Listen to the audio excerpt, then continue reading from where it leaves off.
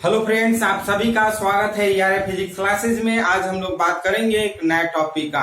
जैसे कि इसके पहले वीडियो में आप लोग पढ़े हुए हैं कि विभिन्न प्रकार के प्रत्यावर्ती धारा में प्रत्यावर्ती वोल्टता और प्रत्यावर्ती धारा के बीच में संबंध हम लोग स्थापित किए हुए थे।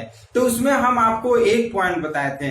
हम लोग क्या पढ़ रहे हैं इस वीडियो में? विभिन्न प्रकार के प्रत्यावर्ती धारा परिपथों में वोल्टता तथा प्रवाहित विद्युत धारा या प्रत्यावर्ती विद्युत धारा के बीच में संबंध स्थापित कर रहे हैं।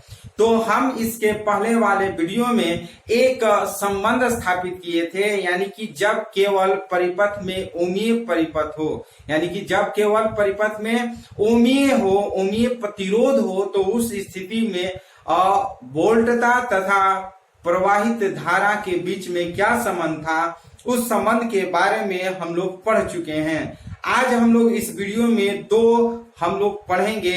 सबसे सेकंड जो पॉइंट है, पहला तो हम लोग पढ़ लिए हैं, आज इसमें सेकंड पॉइंट में पढ़ेंगे जब परिपथ में केवल प्रकत्व हो। सबसे पहला क्या पढ़ेंगे? जब परिपथ में केवल प्रकत्व हो। ध्यान से समझिएगा, हम लोग पढ़े हुए थे इसके पहले वाले वीडियो में कि विभिन्न प्रकार के प्रत्यावर्ती धारा में प्रवाहित वोल्टता तथा प्रत्यावर्ती धारा के बीच में संबंध, जिसमें पहला पॉइंट आप लोग पढ़े थे कि जब परिपथ में केवल ओमीय प्रतिरोध हो। उस पे हम लोग न्यूमेरिकल भी कुछ पढ़े थे। यदि जो लोग नहीं देखे हैं उस वीडियो को आप लोग जरूर देखिए। तो हम लोग इस वीडियो में क्या पढ़ेंगे? दो टॉपिक पढ़ेंगे। सबसे पहला जो टॉपिक है, जब परिपथ में केवल प्रकत्व स्थित हो तो उस कंडीशन में वोल्टता तथा विद्युत धारा के बीच में किस तरह से संबंध स्थापित कर सकते हैं, वो हम लोग पढ़ेंगे और उस पे कुछ न्यूमेरिकल भी पढ़ेंगे। फिर इसके बाद हम लोग जो टॉपिक पढ़ेंगे, जब परिपथ में केवल संधारित्र स्थित हो तो उस कंडीशन में वोल्टता तथा प्रवाहित प्रत्यावर्ती धारा के बीच में क्या संबंध होगा, वो थ्योरी पढ़ेंगे और उसके बाद उस पे कुछ न्यूमेरिकल भी पढ़ेंगे। तो इस तरह से इस वीडियो में ये सारी चीज पढ़ेंगे। तो इस वीडियो को पूरा आप लोग जरूर देखिए। तो सबसे पहले बात करते हैं, जब परिपथ में केवल प्रकत्व स्थित हो तो उस कंडीशन में प्रत्यावर्ती धारा और वोल्टता में क्या संबंध होगा। तो सबसे पहले हम फिगर बनाएंगे। इस फिगर को आप समझिए। देखिए, ये जो है एल है। एल क्या है? कोई बताएगा एल क्या है? एल प्रकत्व है। एल क्या है? एल प्रकत्व है। प्रकत्व को हम कैपिटल एल से निरूपित करते हैं और प्रकत्व को इस तरह से वायर जब लपेट देते हैं तो वो प्रकत्व को डिनोट करता है। जिस तरह से हम लोग प्रतिरोध के बारे में पढ़े थे, प्रतिरोध को हम लोग क्या पढ़े थे? इस तरह से पढ़े हुए थे। तो ये प्रतिरोध को डिनोट जिस तरह से करता है, ठीक उसी तरह से ये प्रकत्व को डिनोट करता है। तो इस तरह से ये फिगर है। इस फिगर को आप समझिएगा। जब हम इस प्रकत्व में प्रत्यावर्ती विद्युत धारा प्रवाहित कराते हैं, जब इस प्रकत्व में प्रत्यावर्ती विद्युत धारा प्रवाहित कराते हैं तो ये प्रत्यावर्ती धारा के कारण इसमें चुंबकीय फ्लक्स में परिवर्तन होता है।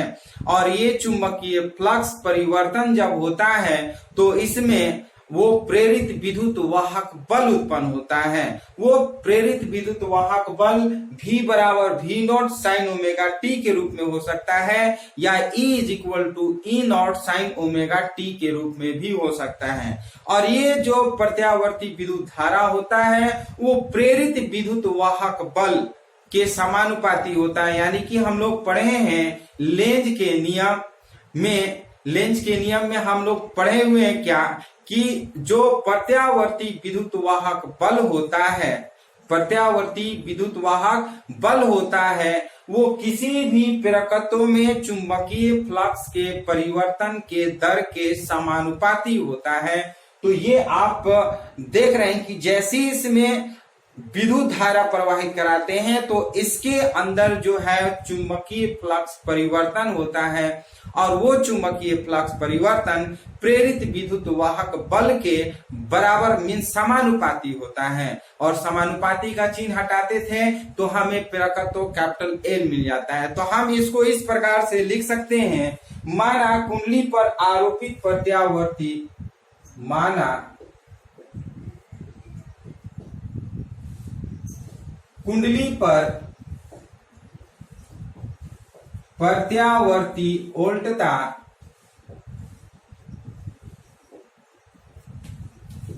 V बराबर V0 साइन ओमेगा t है। इसको इक्वेशन 1 कर लेते हैं।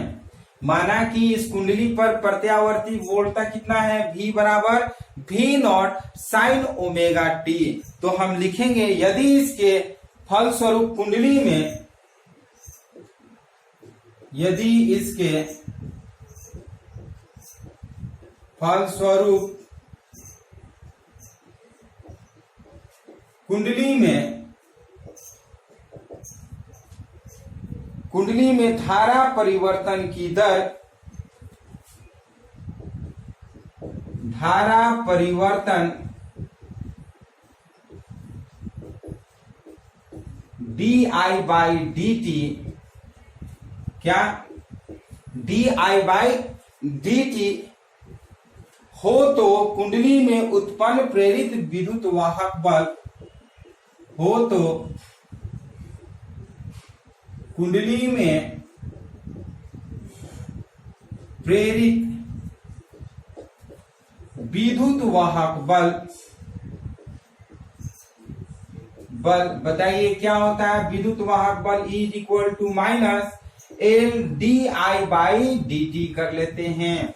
क्या कर लेते हैं, E is equal to minus L d i by d t कर लेते हैं। यदि कुंडली का प्रतिरोध नगण्य हो तो, यदि कुंडली का प्रतिरोध नगण्य हो तो, यदि मान लेते हैं इस कुंडली का प्रतिरोध क्या है, नगण्य हो तो आरोपित विभवांतर, आरोपित विभवांतर, आरोपित विभवांतर भी सदैव विरोधी विभवांतर के, सदैव विरोधी विभवांतर के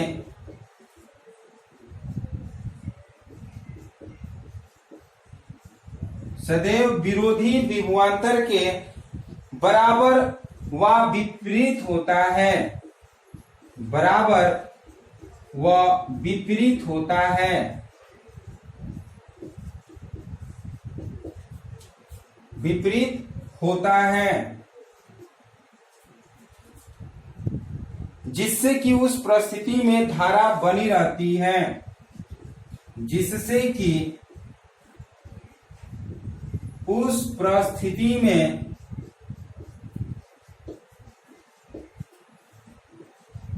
धारा बनी रहती है। ध्यान से समझिएगा, हम लोग पढ़ चुके हैं प्रेरकत्व के बारे में। इस प्रेरकत्व में जैसे इसमें विद्युत धारा प्रवाहित कराते हैं, इस विद्युत धारा के कारण इसमें चुंबकीय फ्लक्स में परिवर्तन होता है, और वो चुंबकीय फ्लक्स परिवर्तन इस प्रेरकत्व के प्रेरित विद्युत वाहक बल के समानुपाती होता है, या कहिए अनुक्रमानुपाती होता है। तो उसी को हम क्या माने हैं कि यदि इसके फलस्वरूप, यानी कि यदि माना कुंडली में प्रत्यावर्ती वोल्टता V is equal to V0 sine omega t हो, तो यदि इसके फलस्वरूप कुंडली में धारा परिवर्तन की दर di/dt हो, जैसे इसमें ये प्रत्यावर्ती धारा जाता है, ये प्रत्यावर्ती धारा के परिवर्तन di/dt हो, तो ये प्रत्यावर्ती धारा कुंडली में प्रेरित विद्युत वाहक बल E के समानुपाती होता है, अर्थात E बराबर -L di/dt। ये हम लोग पढ़ चुके हैं, जहां L जो है प्रेरकत्व को डिनोट करता है।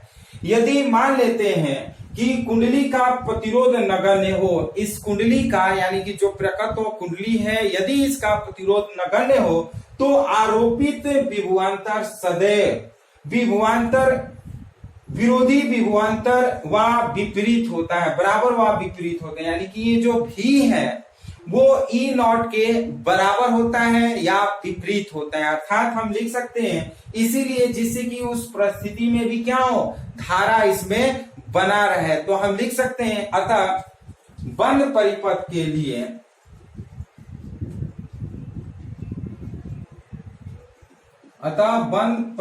के लिए हम लिख सकते हैं V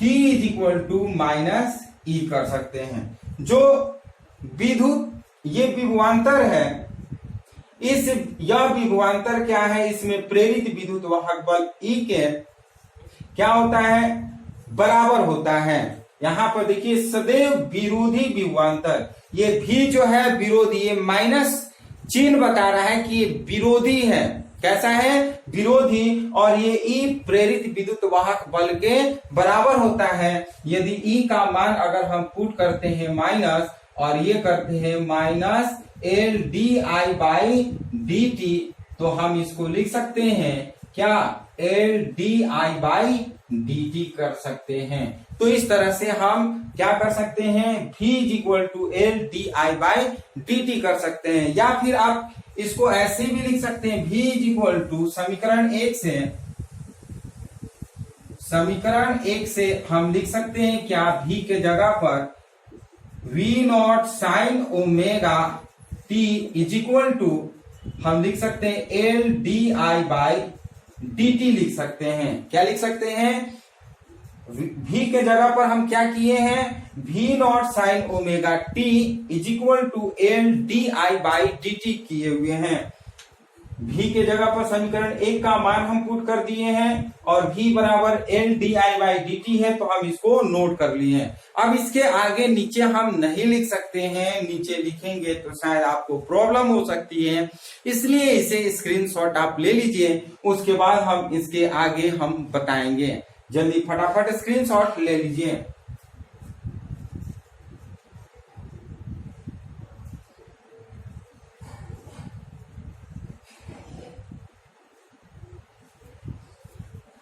चलिए स्क्रीनशॉट ले चुके होंगे, तो इसके आगे हम ऊपर बता रहे हैं।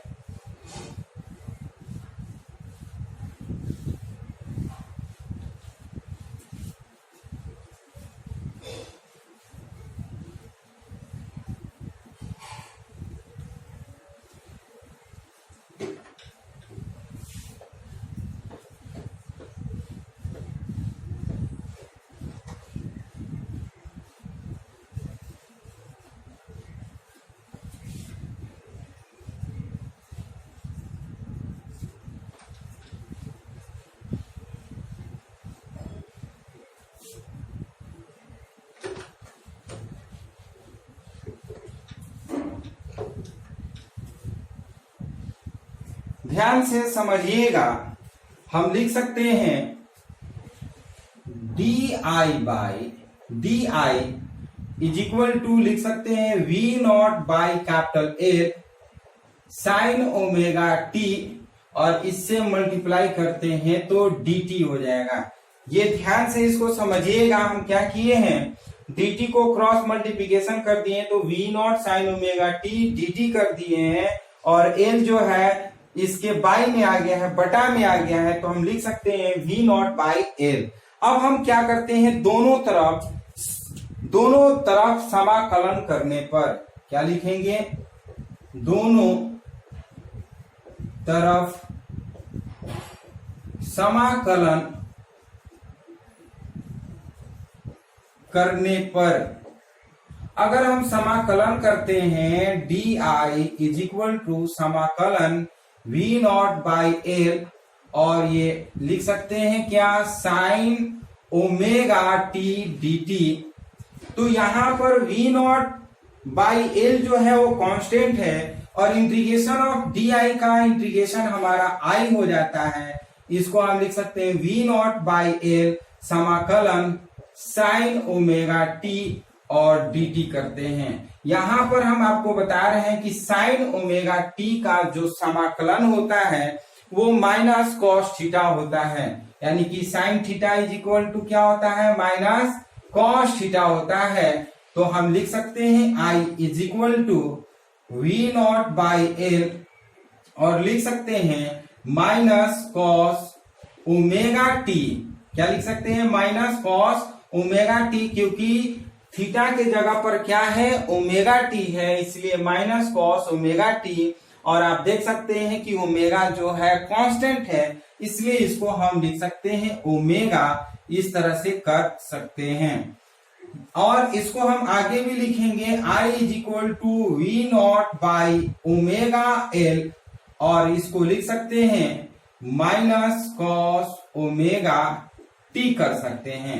इस माइनस कॉस ओमेगा टी को हम ऐसे भी लिख सकते हैं, आप जानते हैं since minus cos theta is equal to theta, लिख सकते हैं साइन थीटा माइनस 90 डिग्री भी कर सकते हैं। क्या कर सकते हैं, minus cos theta is equal to हम लिख सकते हैं साइन थीटा माइनस हम 90 डिग्री कर सकते हैं। तो इसको हम क्या कर सकते हैं, इस रूप में भी हम लिख सकते हैं। ध्यान से आप समझिएगा, I is equal to we naught by omega L, और लिखेंगे क्या, साइन थीटा माइनस थीटा की जगह पर क्या करते हैं, ओमेगा टी है, तो लिखेंगे ओमेगा टी माइनस 90 डिग्री। क्या कर सकते हैं, 90 डिग्री। इसको इक्वेशन हम 2 कर लेते हैं। तो ये बहुत ही सिंपल क्या है, मैथमेटिकल टर्म्स है, ये हम ज्यादा कुछ किए नहीं है। यहां तक आप समझ गए हैं, तो दोनों तरफ हम समाकलन किए हैं। डी आई का समाकलन हम कर लेते हैं, इसके बाद इसमें भी हम समाकलन का चिन्ह लगा देते हैं, v naught by L sine omega t, ये dt कर लेते हैं। समाकलन डी आई का जो होता है वो आई हो जाता है, और यहाँ पर वी नॉट बाई एल जो है वो कांस्टेंट है, इस कांस्टेंट को बाहर निकाल लेते हैं, तो लिख सकते हैं वी नॉट बाई एल और integration sign omega T into D T. जैसे कि आप लोग मैथ में पढ़े होंगे, साइन थीटा का जो इंटीग्रेशन होता है वो माइनस कॉस थीटा होता है, तो यहाँ पे हम साइड में लिख भी दिए हैं। तो यहाँ पर माइनस साइन ओमेगा टी के जगह पर माइनस कॉस ओमेगा टी लिखेंगे, और यहाँ पर ओमेगा जो है वो कांस्टेंट है, तो बाई में आ जाएगा। और आप ये ओमेगा को बाहर निकालेंगे तो I is equal to we naught by omega into L, और ये माइनस कॉस ओमेगा टी कर सकते हैं। जैसे कि आप जानते हैं माइनस कॉस थीटा के जगह पर हम लिख सकते हैं साइन थीटा माइनस 90 डिग्री। तो हम इसके जगह पर लिखें I is equal to we naught by omega L और इनटू साइन, ये कर सकते हैं sine omega T minus 90 degree कर सकते हैं। हम कह सकते हैं इससे स्पष्ट है कि समीकरण 2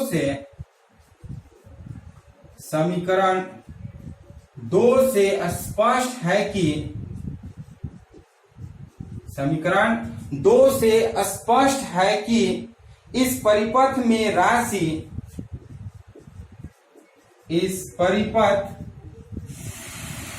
राशि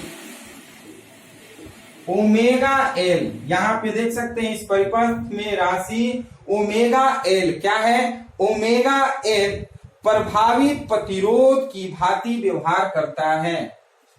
प्रभावी प्रतिरोध की भांति व्यवहार करता है।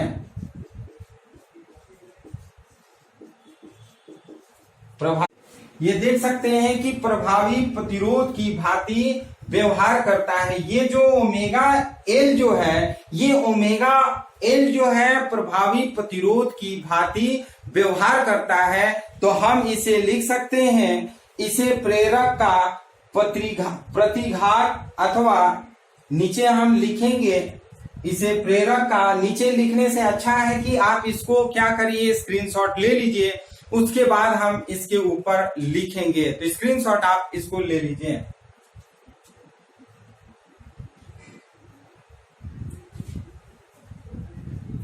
चलिए, स्क्रीनशॉट ले चुके होंगे तो आप ध्यान से समझिएगा।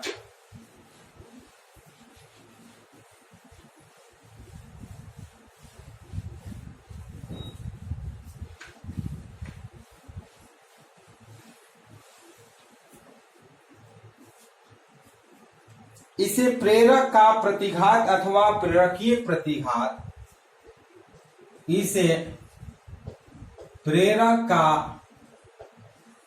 प्रतिघात अथवा प्रेरकीय प्रतिघात कहते हैं।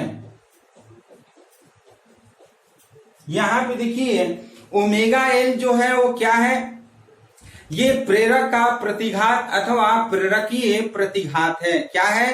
प्रेरक का प्रतिघात अथवा प्रेरकीय प्रतिघात। और जैसे कि आप जानते हैं प्रेरकीय प्रतिघात को क्या चीज से डिनोट करते हैं, कमेंट बॉक्स में बताइए कि प्रेरक का प्रतिरोध या प्रेरकीय प्रतिरोध क्या चीज से डिनोट करते हैं। जल्दी फटाफट करिए, इसे हम मिटाएंगे।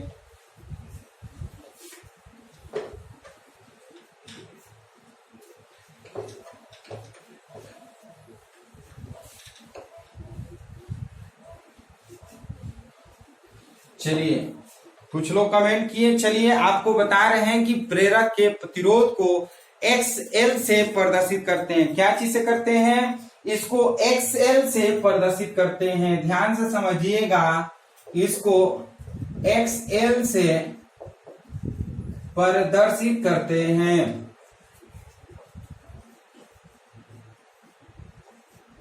प्रेरकीय प्रतिघात को क्या चीज से प्रदर्शित करते हैं? XL से प्रदर्शित करते हैं। अतः हम लिख सकते हैं XL is equal to omega L. क्या लिख सकते हैं? XL is equal to omega L. आप जानते हैं since omega is equal to 2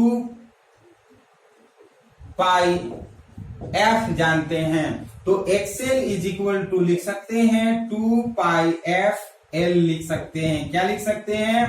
XL is equal to 2 pi F L लिख सकते हैं। तो यहां पर एल जो है, यहां पर लिखेंगे, जहां आपको लिख दे रहे हैं एल जो है वो कुंडली का स्वप्रेरक गुणांक है। जहां एल कुंडली का स्वप्रेरक गुणांक है। कुंडली का क्या है? स्वप्रेरण गुणांक है। और ओमेगा क्या है बताइए फटाफट? प्रत्यावर्ती वोल्टता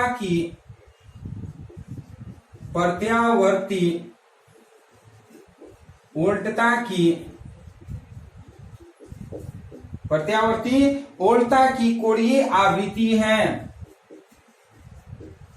कोणीय आवृत्ति है। और एफ जो है, एफ क्या है? आवृत्ति कहेंगे। एफ को क्या कहेंगे? प्रत्यावर्ती वोल्टता की आवृत्ति। प्रत्यावर्ती वोल्टता की आवृत्ति क्या है? एफ प्रत्यावर्ती वोल्टता की आवृत्ति है। तो बताइए एल का मात्रक क्या होगा? एल का मात्रक क्या होता है? एल का मात्रक बताइए फटाफट। एल का मात्रक हेनरी होता है। क्या होता है? हेनरी होता है। याद रखिएगा, प्रेरकत्व का मात्रक हम लोग पढ़ चुके हैं, हेनरी होता है। प्रेरकत्व का मात्रक क्या होता है? हेनरी होता है। और एक्सेल का मात्रक ओम होता है। याद रखिएगा, एक्सेल का मात्रक ओम होता है। एक्सेल का मात्रक क्या होता है? ओम होता है। तो प्रेरकीय प्रतिघात का मात्रक ओम होता है और प्रेरकत्व का मात्रक हेनरी होता है। बहुत सारे बच्चे हमेशा कंफ्यूज हो जाते हैं। ये पूछता भी है आपके ऑब्जेक्टिव में कि किस तरह से मीन से प्रेरकत्व का मात्रक क्या है, तो वहां पर हेनरी भी दिया रहता है और ओम भी दिया रहता है। तो याद रखिएगा, प्रेरकत्व का मात्रक जो होता है वो हेनरी होता है, लेकिन प्रेरकीय प्रतिघात या प्रतिघात का जो मात्रक होता है वो ओम होता है। तो हम लिखेंगे समीकरण 2 से, समीकरण 2 से हम क्या लिखेंगे?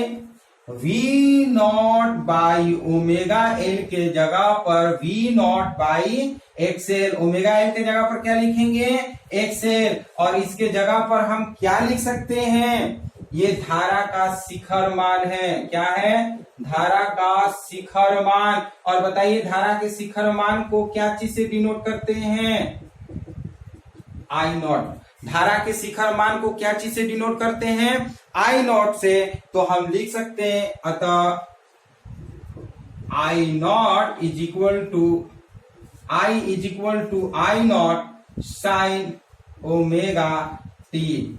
आई naught, I is equal to क्या लिख सकते हैं हम?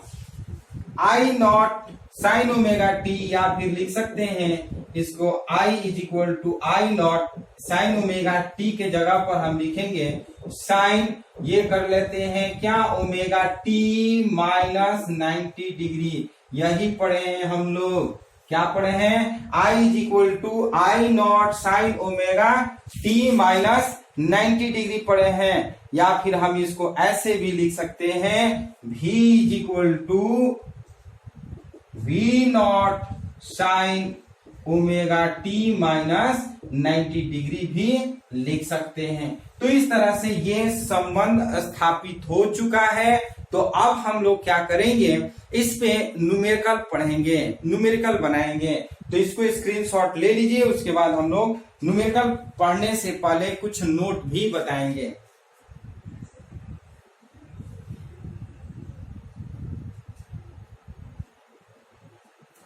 चलिए, आप ले चुके होंगे स्क्रीनशॉट। तो हम लोग क्या करते हैं, इस पे हम लोग न्यूमेरिकल बनाएंगे। और न्यूमेरिकल बनाने से पहले इसके बारे में हम कुछ नोट बताएंगे जो कि इंपॉर्टेंट होगा।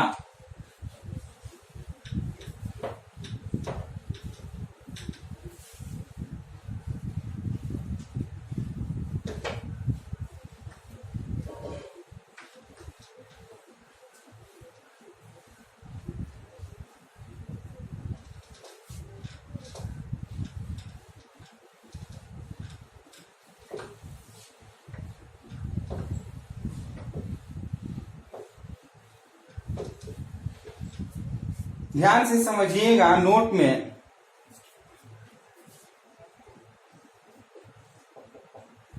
XL is equal to 2 pi F L पढ़े हैं। क्या पढ़े हैं? XL is equal to 2 pi F L पढ़े हैं। ये 2 पाई एफ के जगह पर ओमेगा भी कह सकते हैं। ये हम लोग पढ़े हैं। तो यहां पे देखिए जो प्रतिघात है वो कोणीय, ये जो आवृत्ति है आवृत्ति के डायरेक्टली प्रोपोर्शनल है। तो हम लिख सकते हैं अर्थात आवृत्ति 1 के बढ़ाने पर, अर्थात आवृत्ति 1 के बढ़ाने पर, 1 के बढ़ाने पर प्रेरकीय प्रतिघात का मान, प्रेरकीय प्रतिघात का मान बढ़ जाता है, बढ़ जाता है। इसको नोट 1 कर लेते हैं। और नोट सेकेंड की बात करें, सेकेंड की बात करें, दिष्ट धारा की आवृत्ति 1 शून्य होती है। दिष्ट धारा की आवृत्ति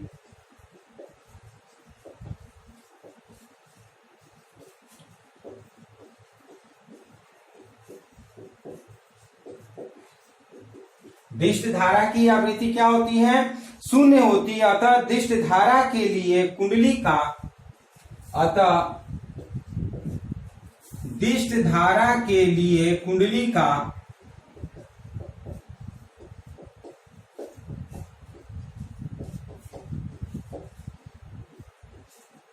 दिष्ट धारा के लिए कुंडली का प्रेरकीय प्रतिघात एक्सएल प्रेरकीय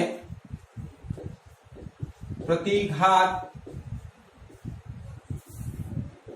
एक्सएल शून्य होता है।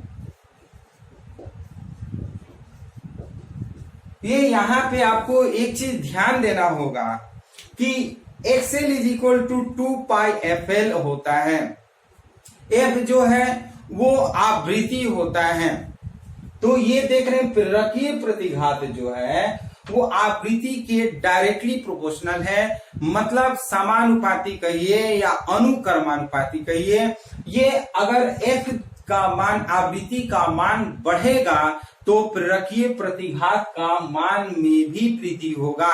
यदि आवृत्ति के मान कम होगा तो प्रेरकीय प्रतिघात के मान में भी कमी होगा। यदि आवृत्ति अगर शून्य होगा तो प्रेरकीय प्रतिघात के मान भी क्या होगा? शून्य होगा। तो दिष्ट धारा के लिए यदि आवृत्ति का मान बढ़ेगा तो दिष्ट धारा का प्रेरकीय प्रतिघात का मान भी बढ़ता है। दिष्ट धारा के लिए आवृत्ति जो होता है शून्य होता है, तो दिष्ट धारा के लिए प्रेरकीय प्रतिघात का मान भी शून्य होता है। अब हम लोग क्या करेंगे, इस पे दो न्यूमेरिकल बनाएंगे।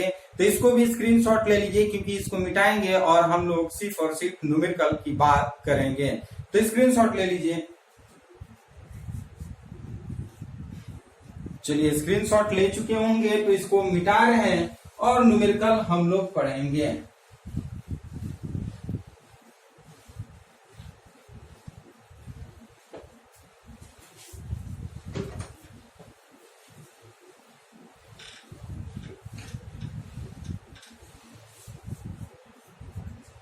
एक प्रतिरोधहीन कुंडली का प्रकत्व।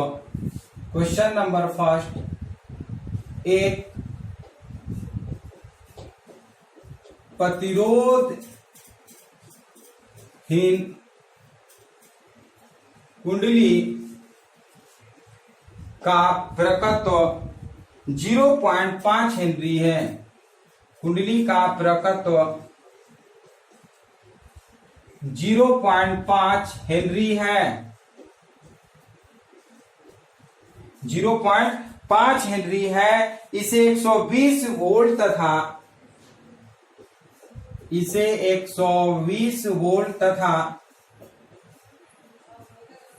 60 हर्ट्ज आवृत्ति वाले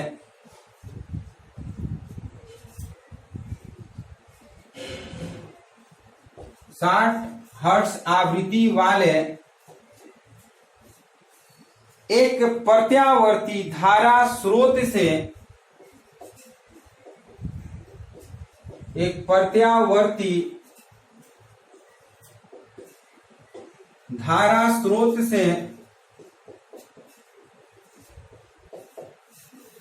स्रोत से जोड़ने पर परिपथ में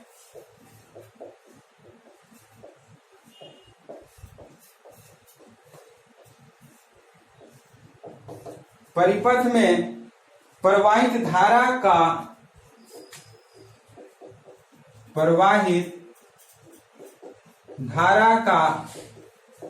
वर्ग माध्य मूलमान ज्ञात कीजिए। वर्ग माध्य मूलमान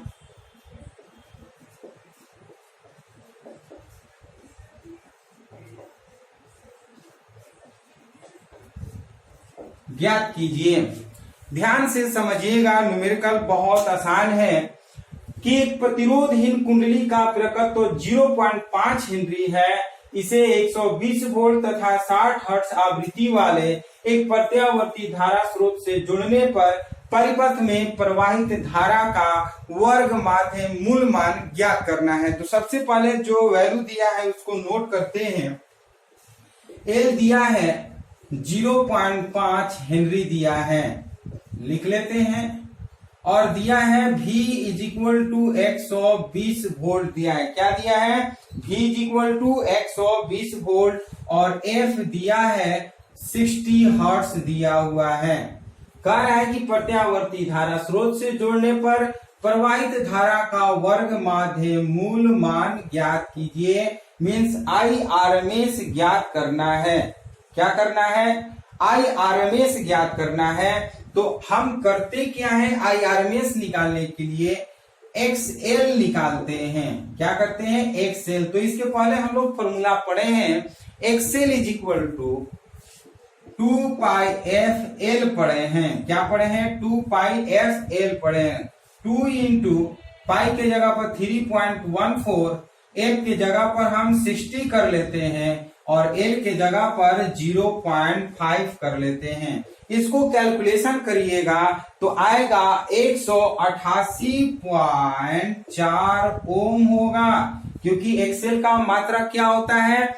ओम होता है। तो इसको कैलकुलेशन करेंगे तो आएगा कितना? 188.4 ओम होगा। और हम करते क्या है?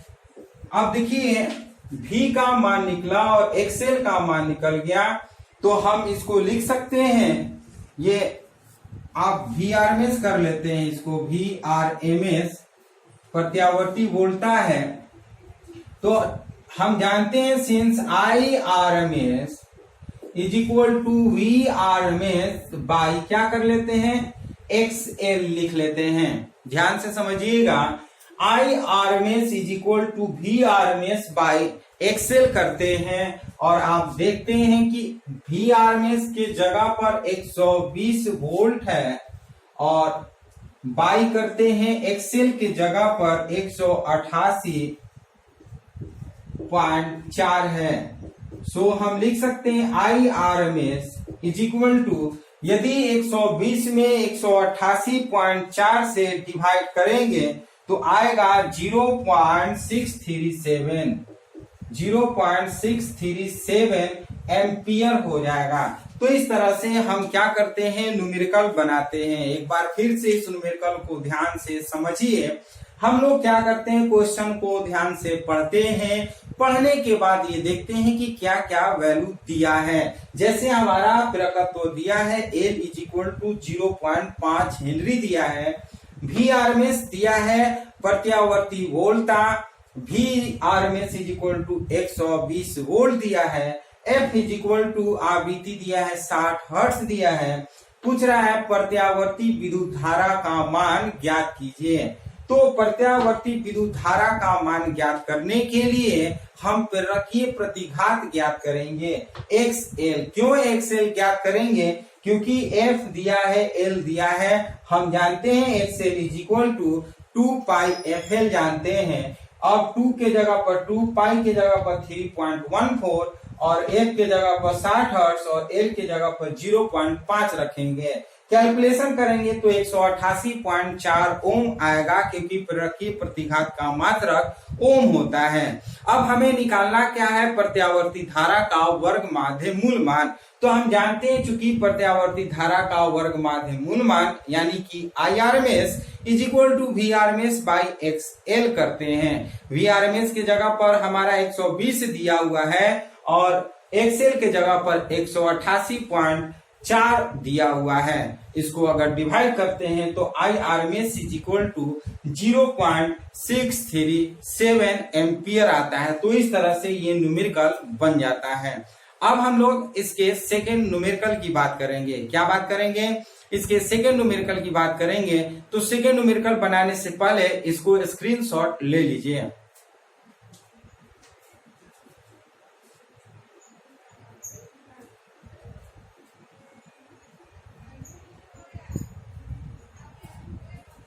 चलिए स्क्रीनशॉट ले चुके होंगे तो अब हम लोग क्या करेंगे? सेकेंड न्यूमेरिकल बनाएंगे। सेकेंड न्यूमेरिकल बनाने से पहले इसे हम मिटाएंगे।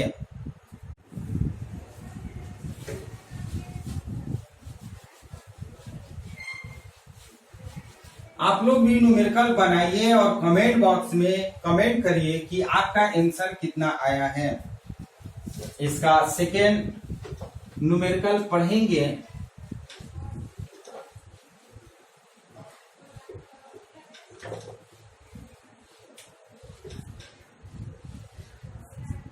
ध्यान से समझिएगा, एक प्रतिरोधहीन कुंडली का प्रकत्व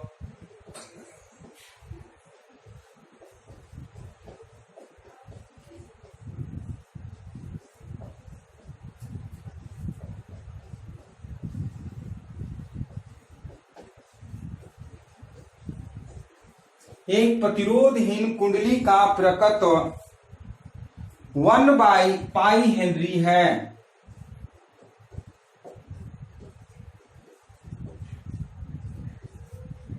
1/π हेनरी है। इसमें 0.2 एम्पियर की प्रत्यावर्ती धारा, इसमें 0.2 एम्पियर की प्रत्यावर्ती धारा 0.2 एम्पियर की प्रत्यावर्ती धारा प्रवाहित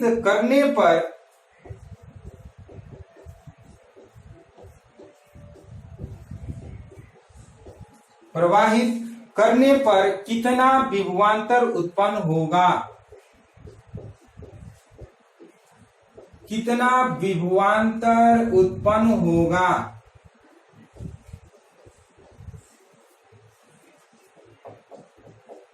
कितना विभवांतर उत्पन्न होगा जबकि धारा की आवृत्ति 50 हर्ट्ज है। जबकि धारा की आवृत्ति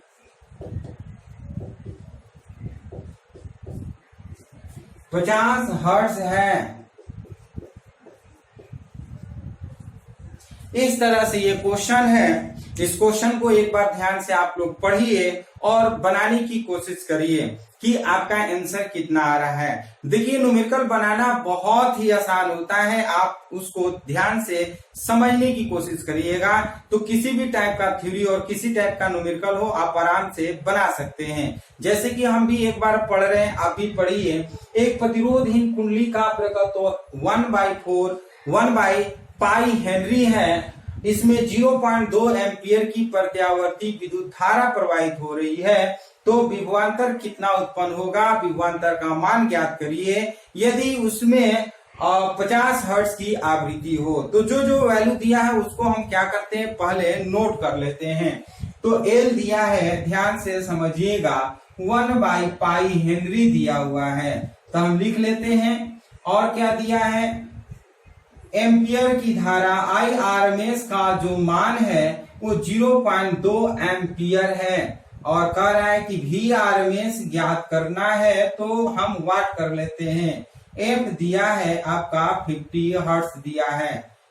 इस तरह से नोट कर लेते हैं। ये दिया है तो हम क्या करते हैं, VRMS निकालने के लिए सबसे पहले XL का मान निकालते हैं। क्योंकि आप जानते हैं XL = 2π, FL जानते हैं। 2 × π के जगह पर हम 3.14 लिखते हैं। F के जगह पर 50 हर्ट्ज लिख लेते हैं और L के जगह पर 1/π लिख लेते हैं। तो यहाँ पर पाई ज्यों का त्यों लिख लेते हैं। क्यों लिखेंगे? क्योंकि देख रहे हैं कि पाई कट जाएगा। जब कटने वाला वैल्यू रहता है तो उसका मान नहीं लिखना पड़ता है। तो ये पाई काट देते हैं। 50 × 100 यानी कि 100, ये ओम हो गया। तो इस तरह से हम एक्सेल का प्रेरकीय प्रतिघात का जो मान है वो 100 ओम 100 ओम निकाल लिए। हमें VRMS निकालना है। चूंकि आप पढ़े हैं IRMS = VRMS/XL पढ़े हैं, तो हम जानते हैं VRMS since VRMS = IRMS × XL कर लेते हैं। ये VRMS के जगह पर आप VL भी कर सकते हैं, कोई दिक्कत नहीं है। तो VRMS IRMS के जगह पर हम क्या रखते हैं, 0.2 2 और एक्सेल के जगह पर 100 लिखते हैं। ये 100 हो गया, ये पॉइंट काटेंगे 10, ये कट जाएगा, ये हो जाएगा आपका 20 वोल्ट हो जाएगा। इस तरह से ये न्यूमेरिकल बन गया। तो ये बहुत ही आसान न्यूमेरिकल रहा। हम करें क्या है कि इसमें जो वैल्यू दिया है, जैसे एल का मान दिया है 1/पाई हेनरी, तो हम लिख लिए। IRMS का मान दिया है 0.2 एम्पियर, ये भी लिख लिए। फ्रीक्वेंसी आवृत्ति दिया है 50 हर्ट्ज, ये भी लिख लिए। और एक्सेल हम निकालेंगे, चूंकि एक्सेल बराबर हम जानते हैं 2πfl, 2 into पाई ज्यों का त्यों रखेंगे। एफ के जगह पर 50 हर्ट्ज दिया है, 50 हर्ट्ज करते हैं। एल के जगह पर 1/पाई करते हैं। तो ये पाई पाई कैंसिल हो जाएगा, तो 50 गुना 100, इस तरह से प्रेरकीय प्रतिघात का जो मान हो गया ये 100 ओम हो गया। हमें निकालना है VRMS, यानी कि प्रेरकीय वोल्टता निकालना है। तो हम IRMS = VRMS/XL करते हैं। ये VRMS के जगह पर VL भी आप यूज कर सकते हैं। तो इस तरह से अगर VRMS निकालना होगा तो क्रॉस मल्टीप्लिकेशन करते हैं। तो IRMS × XL, IRMS के जगह पर 0.2 रखते हैं, इंटू XL के जगह पर 100 रखते हैं, और ये पॉइंट काटेंगे तो 10। तो इस तरह से 10 गुना 20 वोल्ट हो गया। तो इसे आप स्क्रीनशॉट ले लीजिए।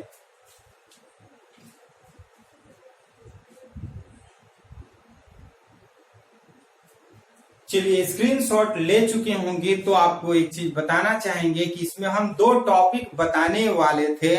हम देख रहे हैं कि ये वीडियो और ज्यादा लंबा हो जाएगा, क्योंकि इसके बाद जो हम लोग का टॉपिक है वो पढ़ेंगे कि जब परिपथ में धारिता स्थित हो तो वोल्टता तथा विद्युत धारा में क्या संबंध होगा, और उस पर भी हम लोग को न्यूमेरिकल बनाना है।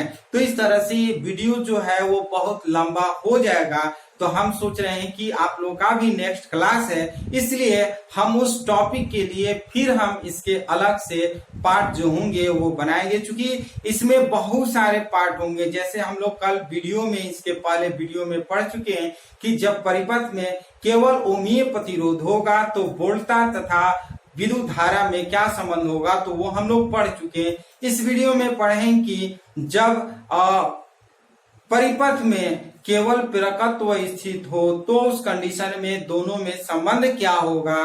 फिर हम लोग पढ़ेंगे नेक्स्ट वीडियो में कि जब परिपथ में केवल धारिता स्थित हो तो उस कंडीशन में, उस स्थिति में दोनों के बीच यानी कि वोल्टता तथा विद्युत धारा में क्या संबंध होगा, उसके बारे में पढ़ेंगे। फिर आगे जो आएगा वो LR सर्किट हो जाएगा, फिर CR सर्किट हो जाएगा, फिर LCR सर्किट होगा। इस तरह से बहुत सारे छोटे छोटे थ्योरी हैं, बट उस पे न्यूमेरिकल बनाना होता है तो थोड़ा सा टाइम टेकन भी लग जाता है।